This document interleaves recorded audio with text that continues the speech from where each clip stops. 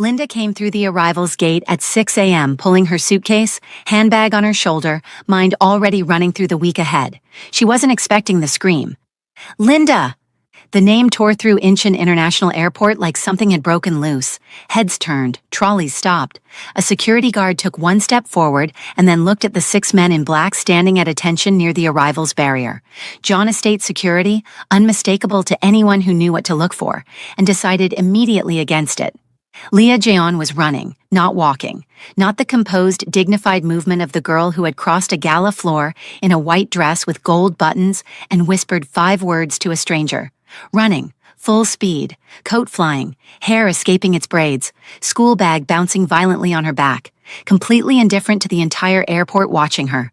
She hit Linda at full speed and locked both arms around her waist and burst into tears. Not sad tears, the other kind. The kind that have been sitting in a child's chest for 10 days waiting for the one person who makes them safe to finally walk through that door. John Siwon stood 5 meters behind his daughter, hands in his pockets, watching, and for the first time since Linda Pero had walked out of his estate, John Siwon exhaled. If you're sitting there wondering how a little girl who once crossed an entire gala floor to sit next to a stranger is now falling apart in the middle of Incheon International Airport, you're exactly where you need to be. If you haven't seen part 1 yet, stop right here. The link is in the description. Go and watch it first. You're going to need every single part of that story to understand what these tears mean. And if you're already here from part 1, you already know.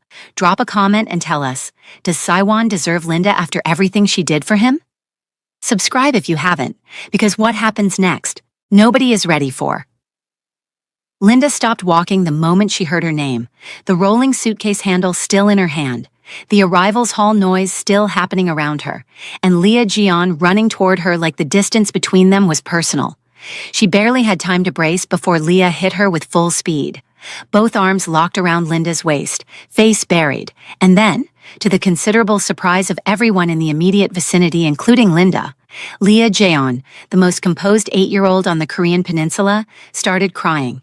Not quietly, not with any of her usual extraordinary restraint, just crying, full and unguarded and completely without apology. "You came," Leah said into Linda's coat. "You actually came." "I said I would," Linda said softly, arms wrapped around her, chin resting on top of her head. "I know, but—" A hiccup. "You said 4 weeks, and then you said 10 days, and I kept thinking, what if she changes her mind? What if something happens? What if—" "Leah. What if she decides Lagos is better and she just stays there and—" "Leah." Leah looked up, eyes wet, nose red, the picture of someone who had been holding that in for 10 days and had simply run out of room for it the moment Linda walked through the arrivals gate. "I'm here," Linda said, simply. "I'm right here." Leah stared at her for a moment, then she buried her face back in Linda's coat and held on. Linda looked up over Leah's head.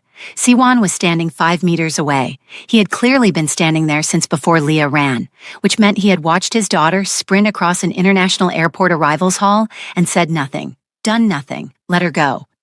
He was in a dark coat, hands in his pockets, and he was looking at Linda with an expression that had abandoned composure so completely she almost didn't recognize his face at first.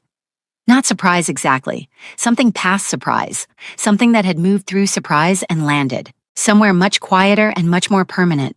She had come 10 days early. He was looking at her like he understood exactly what that meant and was deciding what to do with the weight of it. Linda held his gaze over Leah's head. Neither of them spoke. Neither of them needed to yet.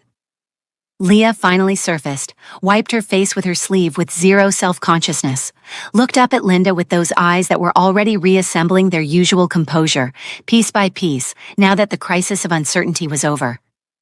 "I told Mrs. O you were coming," Leah said. "She made your room ready, and she made doenjang jjigae because I told her you liked it, even though you've never had it, but I think you will." "You told Mrs. O I like something I've never eaten," Linda said. "I was confident on your behalf," Leah said. Linda looked at Siwon. He was looking at Leah with that quiet, wrecked expression she had seen on his face at the first airport, the one that said fatherhood had undone him, in ways nothing else ever had. Then he looked back at Linda. He crossed the distance between them slowly. No rush. The way he moved through every space, like it had already agreed to accommodate him. He stopped in front of her. This close. Arrivals hall noise all around them, trolleys and announcements and reunions happening in every direction.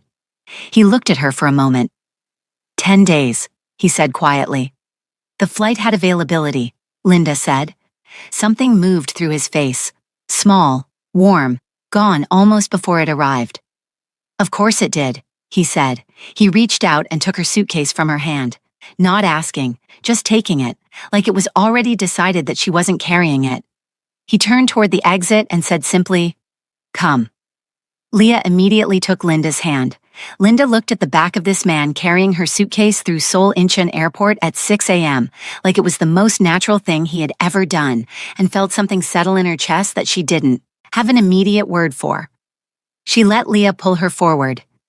The estate felt different in a way Linda couldn't immediately name when they arrived. Same gates, same gardens, same architecture that communicated power without trying, but something in it had shifted. Some quality of the air inside those walls that felt less like a place she had worked in, and more like a place that recognized her. Mrs. O received her at the door with the expression of someone who had been informed of this arrival by an 8-year-old and had chosen to simply adapt. "Miss Perro," she said, with something that on anyone else's face would have been warmth. "Mrs. O," Linda said, "I hear there's doenjang jjigae." Something flickered in the housekeeper's eyes.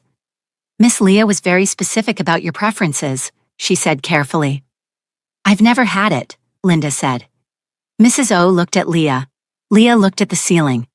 She had it for breakfast. It was extraordinary. She told Leah this, and Leah received the information with the satisfaction of someone whose confidence had been entirely justified and who wanted that noted for the record.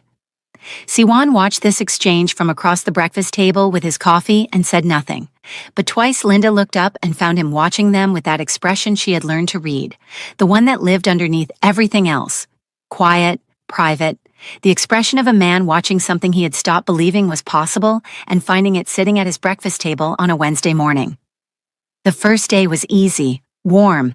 Leah had an itinerary. It was not 12 pages this time, only 9, which she presented as evidence of personal growth and restraint. It involved the Han River, a specific bingsu place that Leah had researched extensively, and a bookshop in Insadong that Linda had mentioned once on a video call, and apparently Leah had filed under essential. They went, all 3 of them. No security visible, though Linda understood. It was there, no formality, just Leah walking between them, pointing at things and explaining Seoul to Linda with the authority of a child who had decided this city needed a personal guide and she was the most qualified candidate. Once she took both their hands simultaneously, Linda on the left, Siwon on the right, and swung between them for approximately 4 steps before deciding she was too old for that and releasing them both with dignity. Linda looked at Siwon over Leah's head. He looked back. Neither of them mentioned that their hands had stayed close together after Leah let go. At one point, Leah stopped in front of a street food stall and turned to Siwon with her hand out. He produced money without breaking stride or looking down, the automatic practiced gesture of a father who had learned that resistance was inefficient. Linda watched this and pressed her lips together. "You do that without thinking," she said to him quietly while Leah negotiated at the stall with the focus of a seasoned businesswoman. "She trained me early," he said, something in his voice, dry, almost amused, that Linda was still getting used to. John Siwon had a sense of humor. It was subtle and infrequent, and absolutely devastating when it appeared. "She trained you," Linda said. "Thoroughly," he confirmed. Linda laughed. He watched her laugh and looked away. At the bingsu place, Leah sat across from them and ate with great concentration and kept her eyes on her dessert with a focus that was so deliberate it was suspicious. Linda watched her pretend to be absorbed in her shaved ice and felt a laugh building that she kept very carefully contained. "You chose a 2-person table," Linda said. "It was available," Leah said to her bingsu. "There were 4-person tables."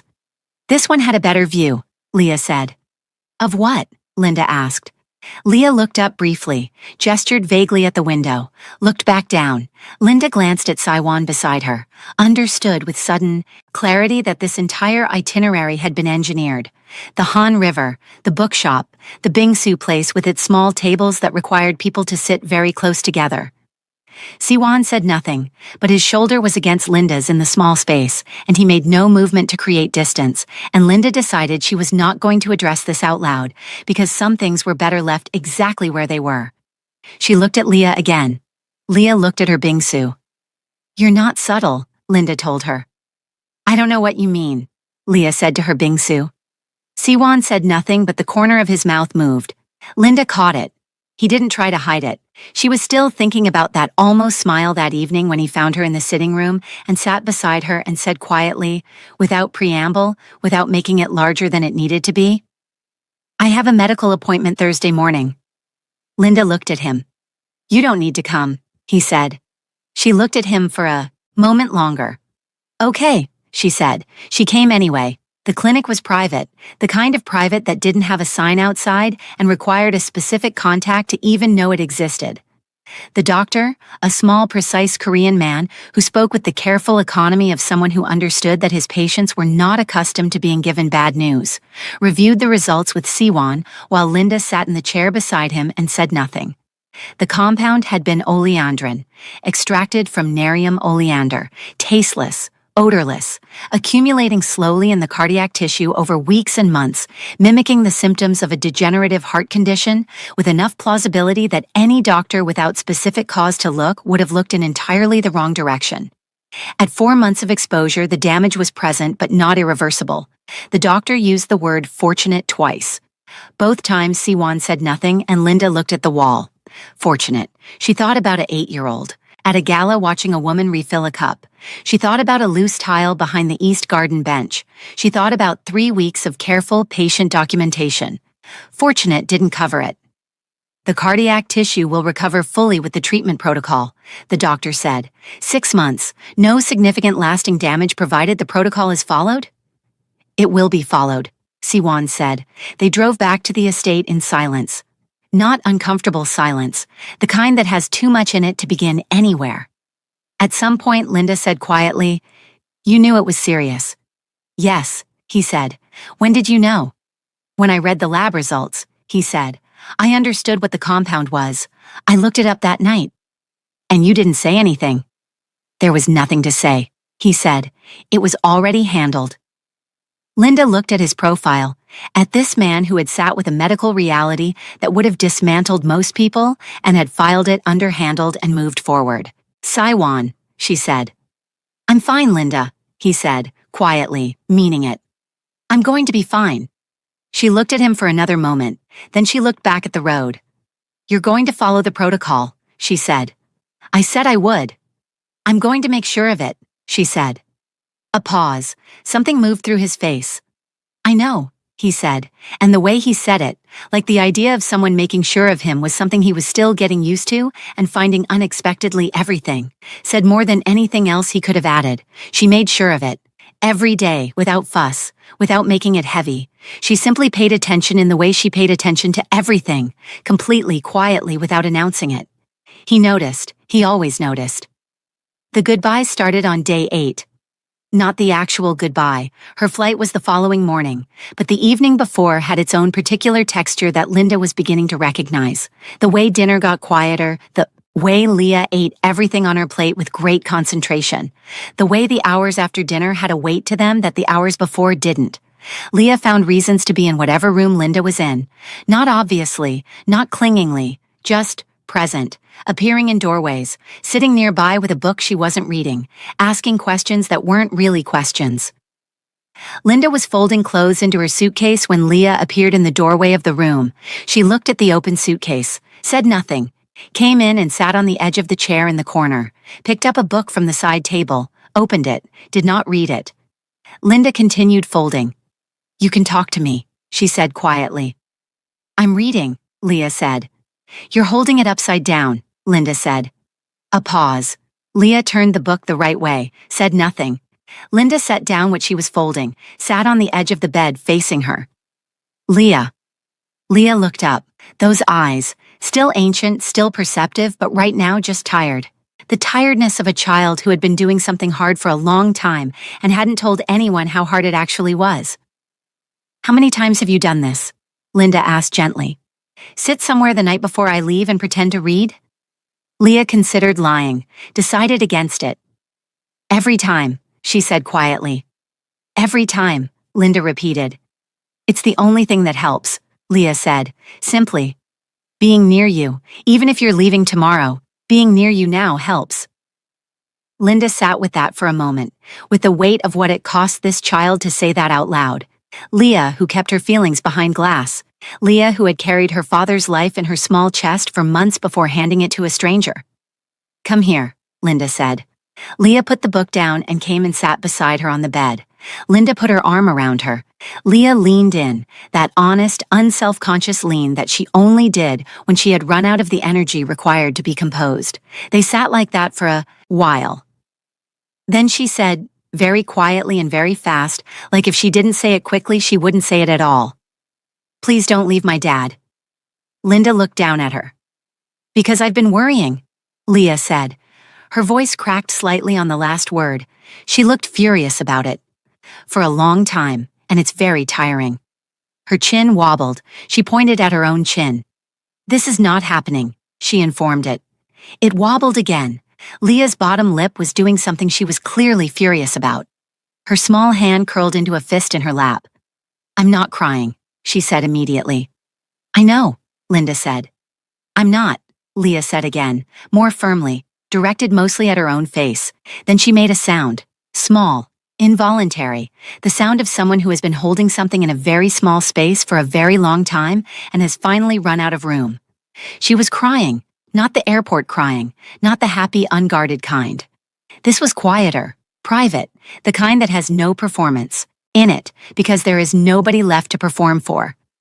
She cried into Linda's sleeve and did not say anything else and did not try to stop and did not apologize. Linda said nothing, just held her tighter and tighter still, until Leah's breathing evened out, until her fist slowly uncurled, until the small body beside her released, slowly, incrementally, the weight it had been carrying since the last goodbye. At some point, Leah wiped her face with her sleeve. Once, quickly. Then she straightened slightly and looked at the wall ahead of them, then sniffed once, aggressively, pulled herself together with the focused effort of someone who had a reputation to protect. Okay, she said finally, in her normal voice, like none of that had happened. Okay, Linda said back. They sat like that. Siwan appeared in the doorway 10 minutes later. He stopped when he saw them, took in the open suitcase. Leah leaning, Linda's arm around her, the particular quiet of the room. Something moved, through his face. He came in, sat on Leah's other side, the three of them on the edge of the bed in the lamplight. Leah between them, eyes closed now, breathing slowing, the small body releasing tension the way it only did when she felt completely safe. Nobody spoke. After a while, Siwan said very quietly, so as not to disturb Leah, "She does this every time." "I know," Linda said, equally quiet. "You told me." "I didn't tell you all of it," he said. Linda looked at him over Leah's head. "She doesn't sleep the night before you leave," he said. "She stays up. I find her in the morning with her light still on and a book she hasn't read." He paused. "She thinks I don't notice." Linda said nothing. "She stopped eating properly the last time," he said. "The trip that ran 6 weeks. She ate but not—" He stopped, his jaw tightened slightly. "Not the way she usually does. She does it quietly so nobody makes a fuss, so nobody feels guilty." He looked at Leah's sleeping face. "She's 8 years old now and she's managing everyone else's feelings about her own pain." The room was very quiet. "She learned that somewhere," Linda said carefully. Siwan looked at her. He understood what she meant. He didn't deflect it. "Yes," he said. "She did." He looked back at Leah. "I don't know how to fix it," he said. And the way he said it, low and honest and stripped of everything, was the most vulnerable she had ever heard him. "I can fix most things. I have spent my entire life being the person who fixes things, and I cannot fix the fact that my daughter cries herself to sleep the night after you leave and wakes up and acts like everything is fine." His voice dropped further.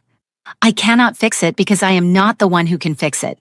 You are, and you're on a plane to Nigeria." Linda sat with that. "Siwan, I'm not saying it to make you feel guilty," he said.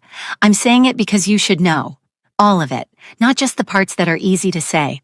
Linda looked at Leah sleeping between them, at this child who had started everything, who had whispered 5 words at a gala and changed 3 lives without fully understanding yet that that was what she had done.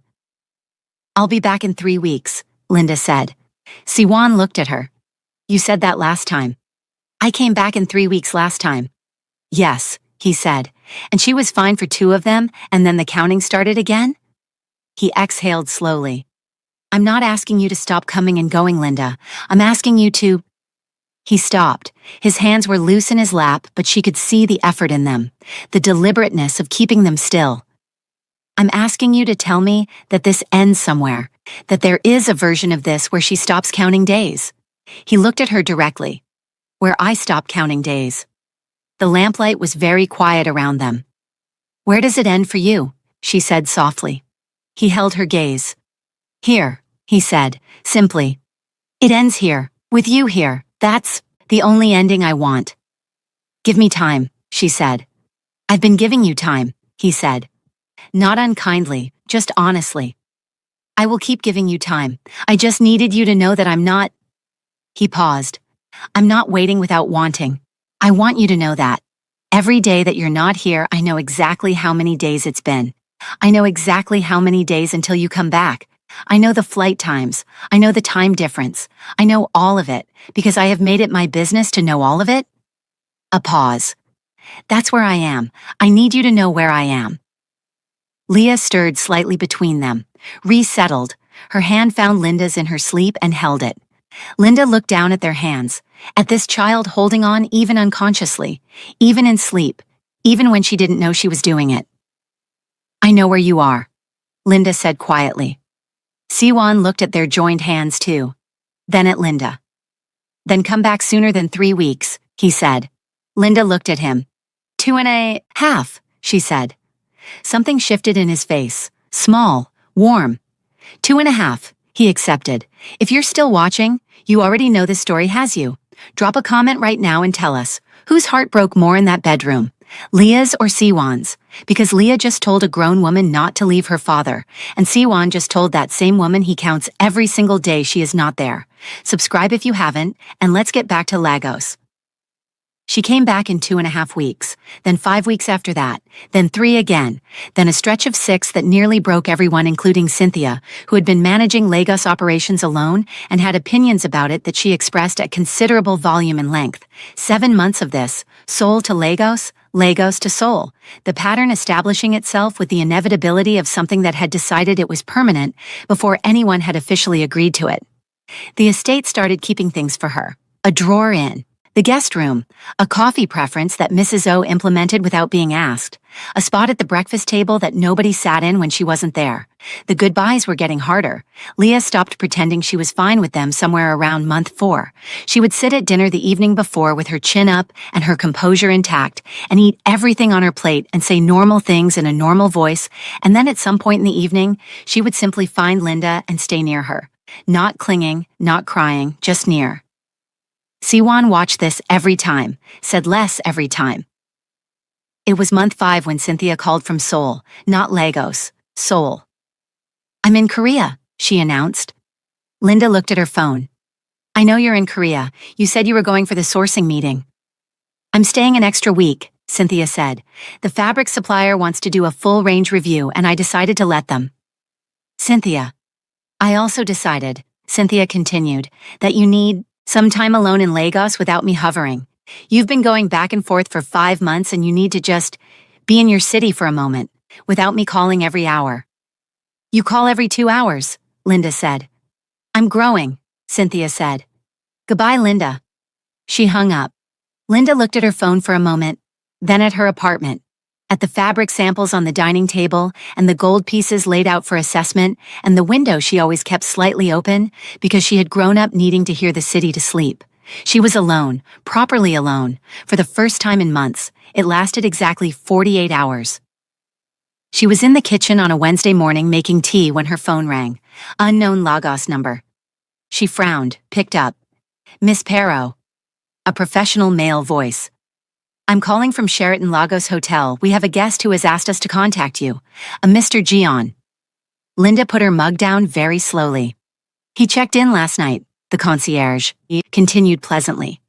He asked us to let you know he was here. He said, and I'm quoting directly, that he didn't want to simply appear at your door because that would be alarming. Linda stood in her kitchen for a long moment. He's there right now, she said, not a question. In the presidential suite, yes, the concierge said. Shall I tell him you received the message? Tell him, Linda said carefully, that I'll be there in an hour. She hung up, stood in her kitchen, looked at the window where Lagos was doing its Wednesday things, entirely unaware that John Siwan had apparently gotten on a plane, flown 21 hours, checked into the Sheraton Lagos, and called ahead through the hotel concierge because he didn't want to alarm her by appearing at her door. She called Cynthia. He's here, she said the moment Cynthia picked up. A pause that was slightly too short to be genuine surprise. Who's here? Cynthia. I genuinely don't know what you knew, Linda said. I may have been informed, Cynthia said carefully, in passing. You sent yourself to Seoul so I would be alone when he arrived, Linda said. I sent myself to Seoul for legitimate business reasons, Cynthia said. The timing was a separate matter. Cynthia. Go and see the man, Linda, Cynthia said. He flew 21 hours. The least you can do is go and see him. A pause. Also, I heard the Sheraton Presidential Suite has a view of Victoria Island that will make you want to move there immediately, so you're welcome. She hung up before Linda could respond. The Presidential Suite did have a view of Victoria Island that was frankly unreasonable. Floor-to-ceiling windows, Lagos laid out below in all its complicated, beautiful, relentless glory. The kind of view that made you understand why people fell in love with this city, even when it was difficult. Siwan was standing at those windows when she arrived. He turned when she came in. He was wearing a dark shirt, no jacket, no tie, the most undone she had ever seen him outside of a hospital corridor. He looked slightly jet-lagged and completely certain about being here. You called through the hotel concierge, Linda said. I didn't want to alarm you, he said. You flew 21 hours, she said. Yes. To Lagos. Yes. Without telling me. I wanted to surprise you, he said. Simply, like this was a completely reasonable thing that required no further explanation. How long have you been planning this? She said. 3 weeks, he said. 3 weeks, she repeated. I contacted a travel agent, he said. I wanted to do it properly. I read about Lagos. I have a list. He said this last part with such complete seriousness that Linda had to look at the ceiling for a moment. I want to understand your city, he said, the way you understood Seoul. I want to stand in it. Linda looked at him for a long moment. At the list he had, an actual list, she had no doubt, probably organized by location with notes, and the jet-lagged certainty and the 21 hours he had spent in the air to stand in her city because she had once stood in his. You have a list, she said. Yes, he said, of places in Lagos. Yes. Can I see it? He produced his phone. She looked at the list. It was organized by area. There were notes. One entry said, jollof rice. Cynthia said this is non-negotiable, and Linda had to put the phone down and breathe for a moment. Cynthia gave you notes, she said. She was very thorough, he said. Of course she was, Linda said. His phone rang at 9 p.m. that evening. He looked at the screen. Something moved through his face. A very specific expression that Linda had not seen before. The expression of a man who knew exactly what was coming and was preparing himself. Leah. He picked up. You left me, she said. No greeting, no hello, no how was your flight. Just that, delivered with the flat precision of a judge reading a verdict. I'm on a business trip, Siwan said. A business trip, Leah repeated. Yes. To Nigeria. Yes. A pause so long he checked if the call had dropped. What kind of business? She said. Surveying, he said. Market research. Linda, sitting across from him eating jollof rice, stopped chewing. Another pause. You, Leah said slowly, are doing market research. Yes, Siwan said. In Lagos. Yes, by yourself. Siwan glanced at Linda. Linda had put her fork down and was looking at the ceiling with the expression of someone trying very hard not to exist in this moment. Yes, Siwan said. The silence that followed had texture. It had weight. It was the silence of an 8-year-old who had been lied to by someone who should have known better and was now deciding exactly how much rope to give him. Okay, Leah said finally. Siwan's shoulders dropped approximately 3 centimeters with relief. I want a report, Leah said. The shoulders went back up. A report, he repeated, of the market that you researched with findings and photographs. A pause.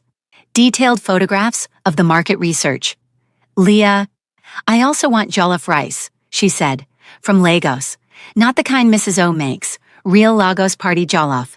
Cynthia said there's a difference and that the difference is significant and that anyone who disagrees has never had real jollof.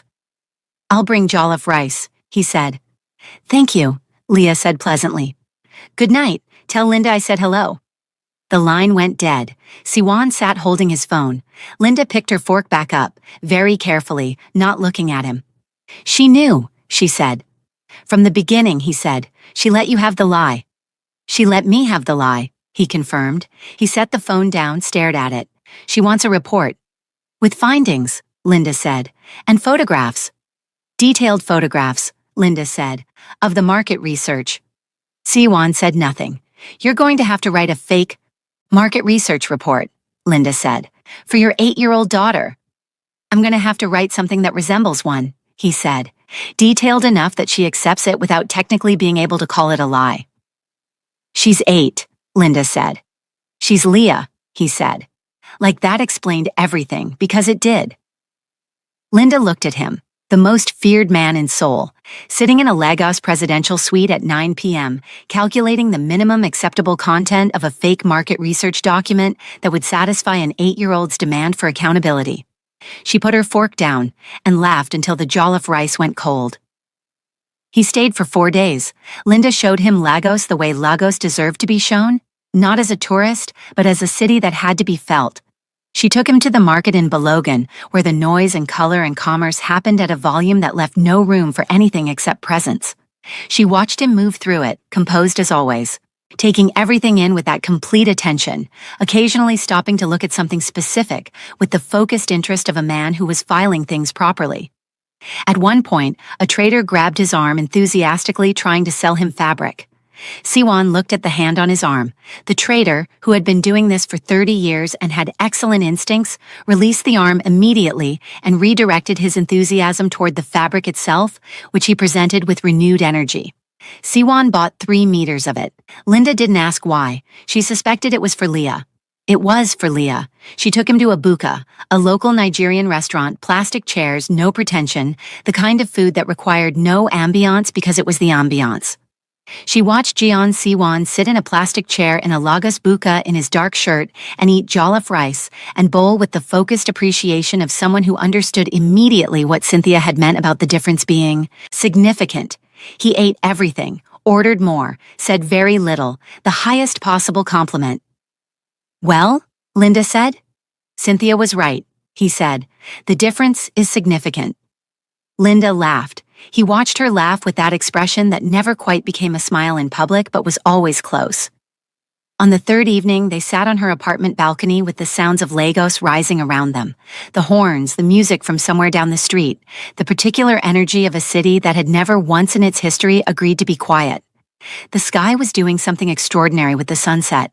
Lagos light had always been different. Warmer, more dramatic, like the city demanded that even the sky perform.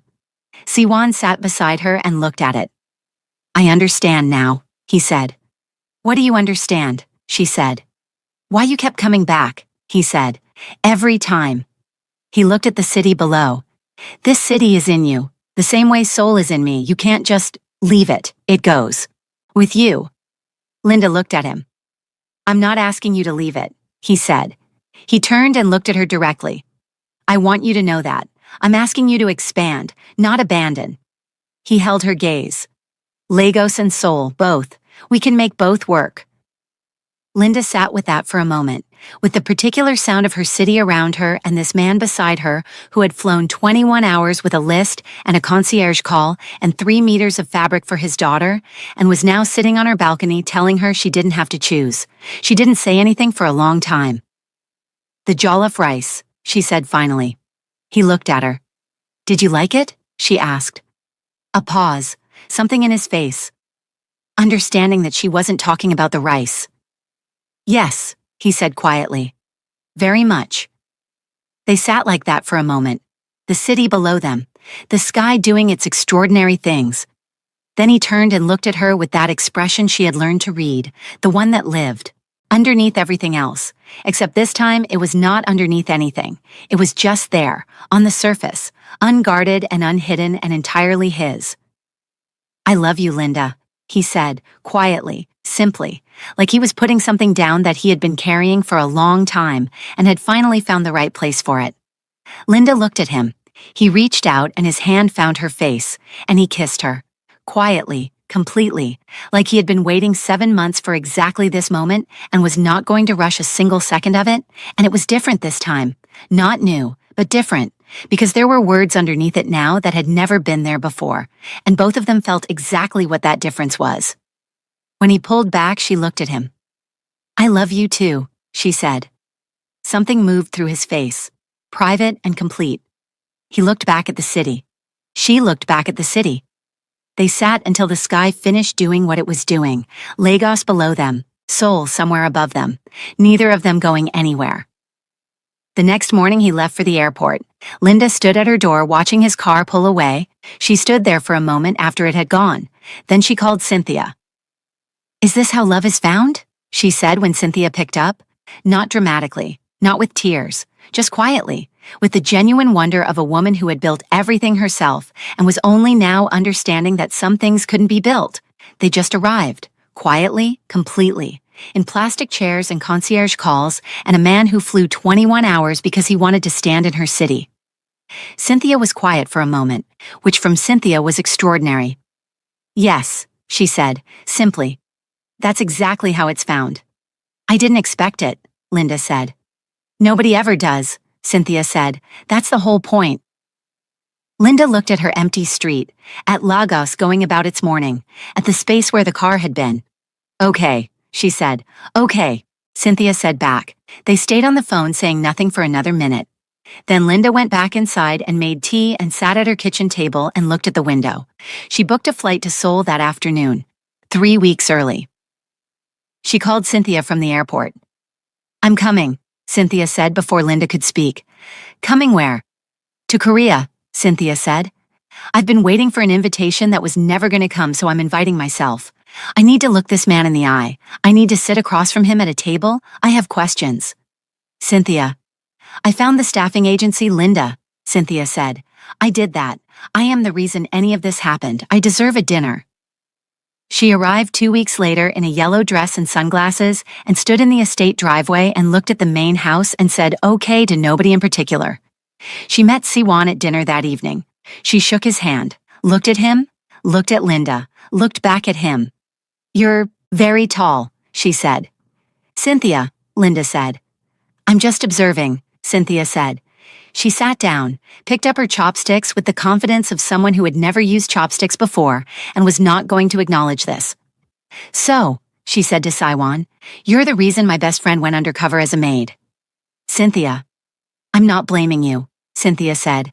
I'm establishing context. She looked at him steadily. She built that business from nothing. I want you to know that. From nothing. In a city that doesn't make it easy. She did that. I know, Siwon said. Quietly, meaning it. Cynthia looked at him for a long moment, the kind of look that was actually a comprehensive background check conducted entirely through eye contact. Okay, she said finally. She picked up her chopsticks again, looked at them, put them down and picked up a fork. Okay, I accept you. Cynthia, Linda said. He needed to know that, Cynthia said. It's important information. Leah, sitting across the table, looked at Cynthia with the expression of someone who had just met their favorite person. I like her, she said to Linda. I know you do, Linda said. She says exactly what she thinks, Leah said approvingly. Where do you think I learned it? Linda said. Cynthia pointed at Linda. That's true. You're welcome. She looked at Leah. You must be the one who started all of this. Leah straightened slightly. I sat next to her at a gala, she said, with considerable dignity. You changed this woman's entire life, Cynthia said. Leah considered this. Yes, she said simply. I did. Siwon looked at his daughter with that quiet, wrecked expression. Linda caught it. Cynthia caught Linda catching it. Cynthia said nothing for once and just picked up her fork and smiled at her plate. Until the evening before Linda's departure in month 6, when Leah had fallen asleep early, exhausted from a school trip, and it was just the two of them in the main sitting room. And the quiet was the particular kind that had been building for weeks and finally had enough weight to land. "This isn't working," Siwan said. Linda looked at him. "The coming and going," he said. "It isn't working, not for Leah." A pause. "Not for me." "Siwan, I'm not asking you to give anything up," he said, carefully, like he had thought about exactly how to say this. "Your business, your life. I'm not asking you to abandon any of it. I'm asking you to move it." He held her gaze. "Seoul has a market for what you do. Gold, accessories. I have contacts that would take me one phone call. One. It's not that simple." "It's not simple," he agreed. "But it's possible. And you know it's possible because you've already thought about it. I can see that you've thought about it." Linda said nothing, which was its own kind of answer. "I want you here," he said, quiet, direct, no performance around it. "I want Leah to stop counting days. I want—" He paused, something moving through his face that he let show. "I want to stop looking at that seat at the breakfast table when you're not in it." The room was very still. "Give me a real answer," he said. "Not logistics, not the business. A real answer." "I'll think about it," she said. It wasn't yes, but it wasn't no, and John Siwan, a man who did not wait well by his own admission, looked at her and accepted it with a patience that cost him considerably. 3 weeks, he said. 3 weeks, she confirmed. He nodded once. She left the next morning. She thought about it the entire flight home. She thought about it the week after that too. And the week after that. She thought about it over her morning coffee and in the middle of client meetings and at night when Lagos was loud outside her window and Seoul felt very far away and also somehow not far enough. She thought about it so thoroughly and so consistently that Cynthia looked at her across their office one afternoon and said, "Whatever it is, just decide already. You're making me tired." Linda said nothing. She hadn't decided yet. Then came Wednesday. She found out on a Wednesday. Not in Seoul, in Lagos. Alone in her bathroom at 7 a.m. with the kind of silence around her that happens when the world hasn't caught up yet with something that has already changed everything. She sat on the edge of the bathtub for a long time. She thought about 7 months of coming and going. She thought about a conversation in a sitting room that she had said she would think about. She thought about a breakfast table with a seat nobody sat in. She thought about Leah. She looked at the test in her hand. Then she picked up her phone, looked at his name, put the phone down, picked it up again, put it down, stood up, walked to the window, looked at Lagos doing its morning things entirely unaware that Linda Perrot's life had just made a decision for her that she had been circling for 7 months. She almost called Cynthia. She didn't. This one needed to go to Seoul first. That was the only thing she was certain of. She booked a flight for the following morning. She didn't tell him she was coming, but the gate recognized her, and 30 seconds later, not a staff member, not Mrs. O, not anyone he could have sent in his place. Jean Siwan opened his own front door, which meant he had been told she was at the gate, which meant the security system had flagged her arrival, which meant approximately 30 seconds had passed between the gate opening and Jean Siwan appearing at his own front door in a way that suggested he had not been sitting calmly in his study. He looked at her, at her suitcase, at her face. For a moment, neither of them said anything. He had clearly been running, not literally, but the composed, unhurried man she knew was slightly less composed than usual, slightly less unhurried, like 30 seconds had not quite been enough time to reassemble everything. "You didn't call," he said. "I needed to say something in person," she said. Something shifted in his expression immediately. She watched him read her face the way he read everything, quickly, thoroughly, finding things she hadn't consciously put there. His eyes moved over her and she watched him arrive somewhere close to the truth before she had said a single word. He stepped back from the door. She came inside. They stood in the entrance hall, the estate quiet around them. Leah was at school. Mrs. O was somewhere in the east wing, just the two of them in the particular silence of a house holding its breath. Linda set her suitcase down, looked at him. "I'm pregnant," she said. The silence that followed had no panic in it, no scrambling, no performance of shock. John Siwan went very still, that complete, total stillness that she knew now was not emptiness, but the opposite. A man containing something too large to let out all at once. He looked at her. She watched his face, and there, underneath the stillness, rising through it slowly like something that had been waiting for permission, was the thing she had not been certain she would find. Relief. Quiet. Profound. The relief of a man who had wanted something so badly, he hadn't let himself say it out loud and had just been handed it without asking. He crossed the room, slowly, stopped in front of her, looked at her face for a long moment, reading it, finding what was there, finding what wasn't. "Are you scared?" he said quietly. "Yes," she said. "Of the baby?" "Of all of it," she said. He nodded slowly, then, "Are you staying?" Linda looked at him, who had a daughter who believed in fairy tales and had been quietly engineering one for months. "I think the baby has made that decision for me," she said. "I'm not asking about the baby," he said. "I'm asking about you." The room was very quiet. "Yes," she said. "I'm staying." Something moved through his face, complete and unguarded and entirely private. The expression of a man in the precise moment that something he had stopped believing in became real. He reached out and took her hand, held it, said nothing. They stood like that in the entrance hall of the Jeon estate, while Seoul moved outside the walls, and somewhere across the city, a little girl was sitting in a classroom completely unaware that her fairy tale had just decided to stay. The next morning, Linda came downstairs to find Mrs. O standing at the kitchen window with the expression of a woman who had seen many things in this estate and was currently processing one more. Linda followed her gaze. John Siwan was in the pool, not standing beside it, not supervising something near it. In it, swimming, actual laps, back and forth with the focused commitment of a man who had decided this was happening and had no further notes.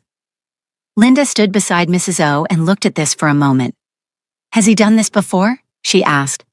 "No," Mrs. O said, very carefully. "Ever?" "Not once," Mrs. O said, "in 6 years." They watched him complete another lap. "He came down at 6 this morning," Mrs. O said, in the tone of someone filing a report. "In swimming shorts." A pause. "I didn't know he owned swimming shorts." Linda pressed her lips together very firmly. She went and stood at the edge of the pool.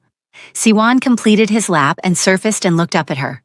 Water, hair, the composed expression somewhat undermined by the overall situation. "You're swimming," Linda said. "Yes," he said, "at 6 in the morning." "Yes," he said again.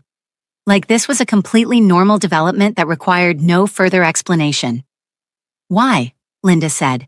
He looked up at her from the water, and for the first time since she had known him, since the gala and the estate and the midnight calls and 7 months of her going and going again, John Siwan smiled. Not the small barely there thing, not the private corner of the mouth, movement, a real one, open and unhurried and entirely unbothered. "Because I want to," he said, and pushed off the wall and kept swimming. Linda stood at the edge of the pool and looked at him. This man, this composed, controlled, closed door of a man who had spent 7 months being patient and careful and waiting, was in a pool at 6 a.m. doing laps because he wanted to, because something in him had finally completely exhaled, because he had won, and he knew it, and he was going to swim about it if he felt like it, and nobody, including Linda Pero, was going to say a single thing about it. She turned and walked back to the kitchen. Mrs. O handed her coffee without a word. "Thank you, Mrs. O," Linda managed. "Of course," Mrs. O said, looking straight ahead, professionally. "He was also in the pool yesterday evening," she added. Linda looked at her. "He has been swimming," Mrs. O said carefully, "since the day you arrived." Linda took her coffee, sat down, looked at the pool, through the window where Siwan was completing another lap with great dedication.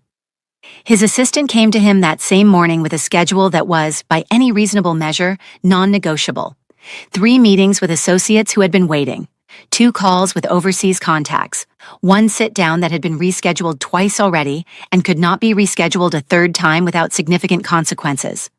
Siwan looked at the schedule, looked at Linda across the room, sitting on the sofa with her feet up, going through business correspondence on her laptop with the focused ease of someone who had not reorganized her entire life and was not making a fuss about it.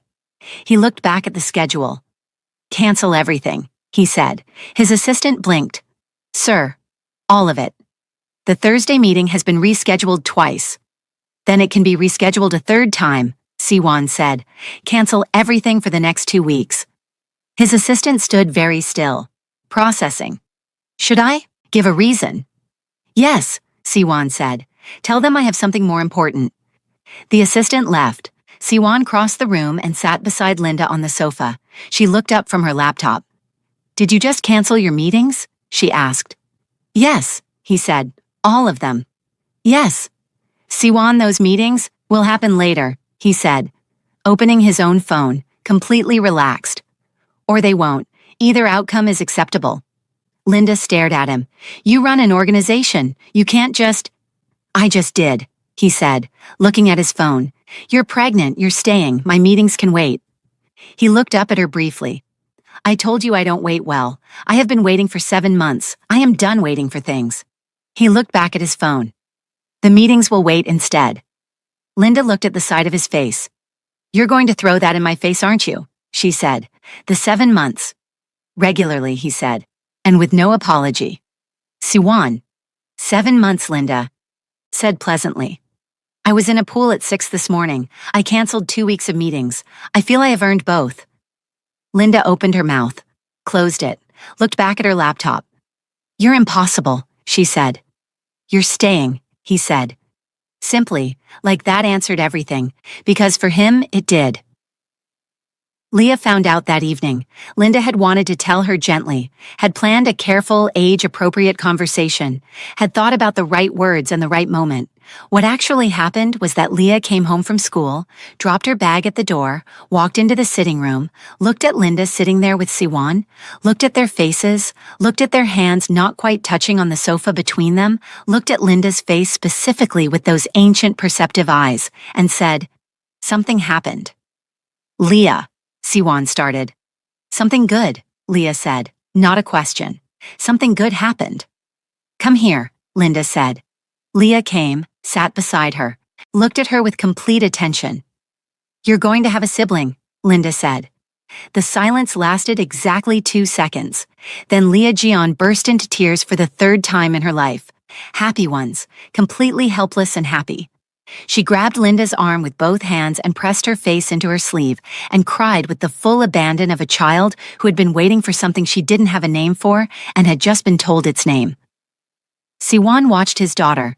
His jaw was set. His eyes were doing considerable work. Linda put her arm around Leah and looked at Siwon over her head. He looked back and smiled. Not the small, barely there thing, a real one. Quiet and private and completely unguarded.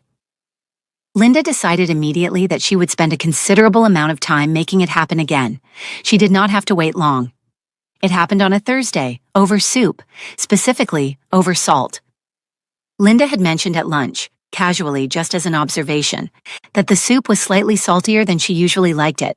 She said it once, did not repeat it, finished the soup, moved on. That evening, Mrs. O appeared in the doorway of the sitting room where Linda was reading and stood there with the expression of someone who had survived a significant event and needed to debrief with the only available witness. Linda looked up. I need to inform you, Mrs. O said carefully, of a conversation that occurred in the kitchen this afternoon. Linda set her book down. How bad? Mr. Jian, Mrs. O said, came to the kitchen at 3 p.m. He spoke to the kitchen staff for... She paused. 40 minutes, about salt. Linda stared at her. Specifically, Mrs. O continued, about the quantity of salt used in today's lunch soup, the appropriate level of salt for a pregnant woman's diet, the difference between sea salt and table salt, and which was preferable, and the importance, and I am quoting directly, of paying attention. 40 minutes, Linda said. I timed it, Mrs. O said, from the corridor, because I needed to know when it was safe to go back in. Linda pressed both hands over her face. The kitchen staff, Mrs. O said, are now operating under new salting guidelines. Written down, there is a document. A document, Linda said into her hands. 1 page, Mrs. O said, with bullet points. Linda made a sound that was not quite a laugh and not quite a cry. Mrs. O, she said finally. I'm sorry. Don't be, Mrs. O said. And then, for the first time in Linda's experience of this woman, something that was unmistakably warmth crossed her face, quiet and genuine. "In 6 years," she said, "I have never seen him like this. Not once." She paused. "It's a good document," she said. Then she turned and walked back toward the kitchen. Linda sat in the sitting room alone. Then she got up, walked to Siwon's study, opened the door without knocking, and stood in the doorway. He looked up from his desk. "A document," she said, "with bullet points." He held her gaze. "Salt intake during pregnancy is a documented health consideration," he said. "I take health considerations seriously." "You gave my kitchen staff a document." "Our kitchen staff," he said, calmly, like that was the normal part of the sentence. Linda stared at him. He looked back at her with the complete, unruffled composure of a man who had written a one-page salt document and had absolutely no regrets about it. "Siwon," she said. "Yes. You wrote a document about salt." "With references," he said. Linda turned around and walked back out. She stood in the corridor and laughed until her eyes watered. He proposed on a Tuesday, not a special Tuesday, not a planned one. He had simply walked into the kitchen where Linda was going through business monthly reports and stood beside her and said, "Marry me." Linda looked up from her laptop. He was looking at her with that direct, unornamented attention, no performance, no staging, just the question. "Just like that," she said. "Just like that," he confirmed. "No ring?" He reached into his jacket pocket and placed a ring on the counter beside her laptop. She looked at it, looked at him. "You had that in your pocket," she said. "For 2 weeks," he said. 2 weeks, she repeated. "I was waiting for the right moment," he said. "Then I decided there wasn't a right moment. There was just a moment." "Yes," she said. He picked up the ring, put it on her finger, looked at it for a moment. "Leah is going to be insufferable about this," he said. "She absolutely is," Linda agreed. They were both right. Leah was insufferable about it immediately, comprehensively, and with the energy of someone who felt personally vindicated. She told Mrs. O before dinner. She told her teacher the following morning. She came home with a handmade card that said "finally" on the front in large letters and contained inside a detailed account of her role in the proceedings. Linda read it at the kitchen table and laughed until she cried. Siwon read it after her, set it down carefully. "She wrote finally," he said. "In large letters," Linda confirmed. "She's 8, he said. "She's been waiting since she was 7, Linda said.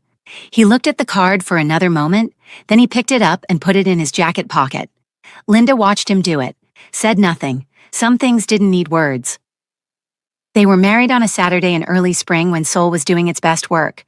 Cherry blossoms making the city look like it had been designed specifically for the occasion, which Leah pointed out was essentially true, since she had been manifesting this outcome for over a year and the universe had simply cooperated. It was small, private, the way everything that actually mattered to Jeon Siwon was contained, chosen, real.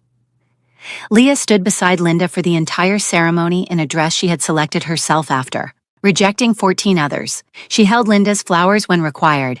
She handed them back at precisely the right moment.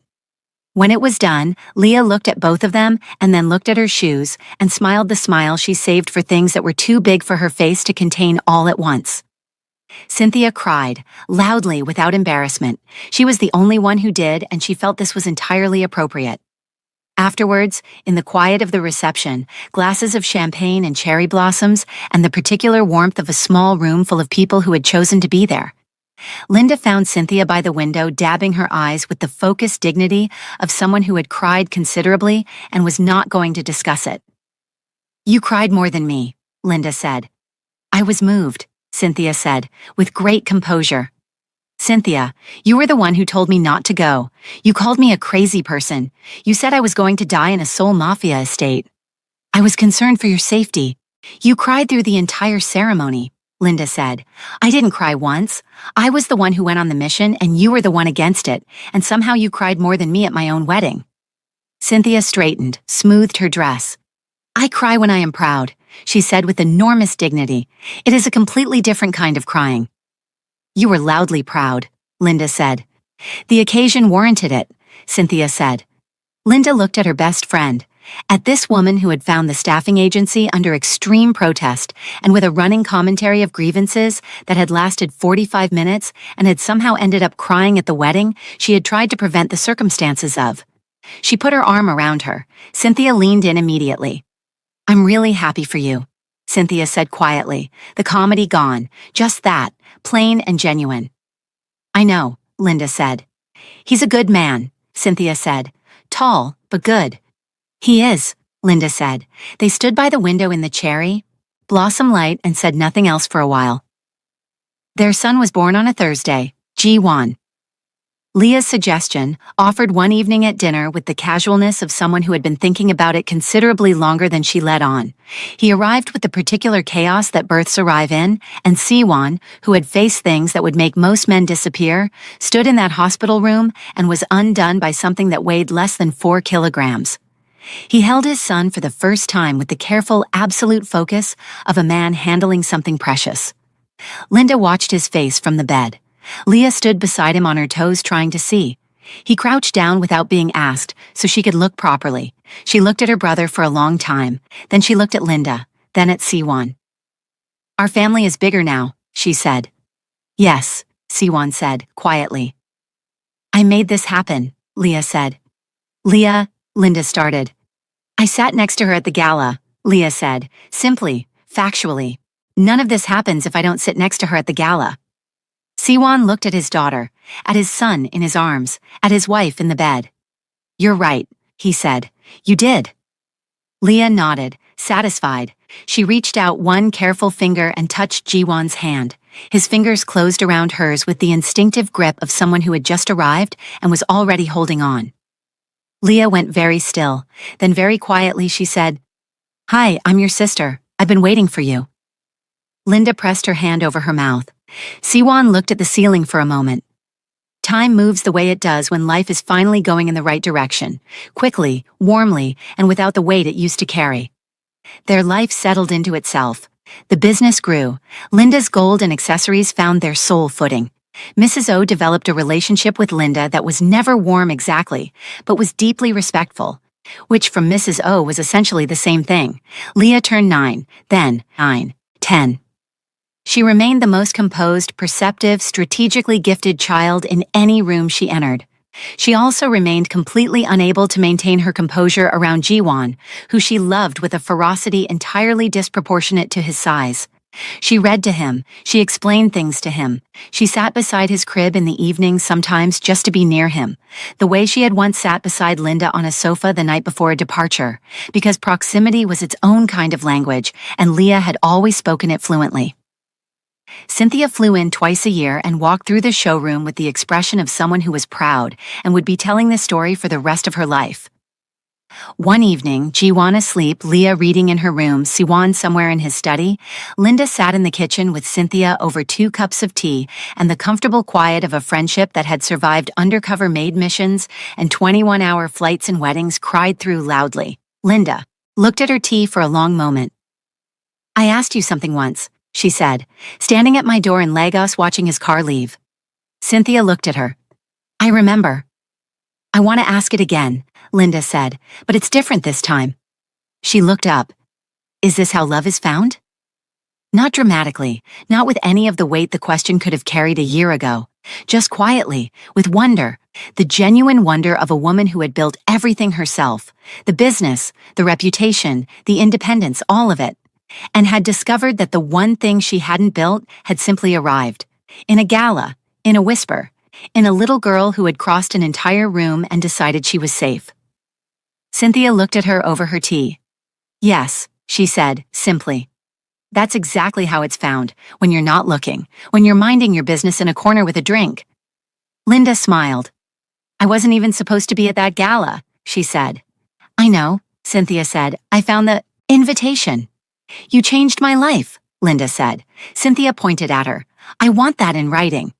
Linda laughed. Cynthia smiled at her tea. Outside the kitchen window, Seoul moved through its evening. Inside the estate, everything was exactly where it was supposed to be. Or almost everything. Because John Siwan, composed, controlled, the most feared man in Seoul, still had one habit that nobody, including Linda, had been able to explain, predict, or cure. He still called her at midnight sometimes, not because he couldn't sleep, just because he wanted to, even when she was lying right beside him. The first time he did it after they were married, she felt his phone light up the room and looked at the ceiling before she picked up. "Siwan," she said. "Yes," he said, from beside her, in the same bed, looking at the same ceiling. "You're right here," she said. "I know," he said. "You are literally right here." "I wanted to hear your voice," he said. Simply, the same reason he had given her the very first time, when Seoul and Lagos were apart, and he had looked up the flight 4 times in 1 week. Some things didn't change. She lay there with her phone against her ear, and this man beside her doing the same thing, and felt something so warm and so completely absurd move through her chest simultaneously. "How are you?" he said. She turned her head and looked at him. He was looking at the ceiling, phone to his ear, completely unbothered. "I'm right here, Siwan," she said softly. He turned his head, looked at her. "I know," he said. "That's why I'm better." Linda smiled at the ceiling. "Good night, Siwan," she said. "Good night," he said. Neither of them hung up for a while. Outside their window, Seoul moved through its evening. Inside the estate, Leah was asleep with a book on her face. Jiwon was breathing in the small, steady rhythm of someone with no concerns whatsoever. Mrs. O had turned off the kitchen lights. The cherry blossoms were gone until, next spring, everything was exactly where it was supposed to be. Linda Pero had come to Seoul for a business summit. She had stayed and become exactly what a little girl had decided she would be, from the very beginning, across a crowded room in 5 whispered words. Family. And somewhere in the city, in the quiet of a life that had been built from 5 words whispered across a gala floor. A little girl who had started all of it was sleeping soundly, one hand still loosely curled around the memory of her brother's grip. She had known from the very beginning that the woman in the corner was the one and could be trusted with all of them. She had been right. She was always right. And that is the story of how one little girl, 1 gala, and 5 words saved her father and changed everything. If this story moved you, if Leah made you smile, if Siwan made you feel something, if Linda made you believe in showing up for people who aren't asking you to share this with someone who needs it today, and if you've been here from the beginning, thank you. You already know what to do. Subscribe, because we have more stories where this one came from. And trust us, they're waiting for you.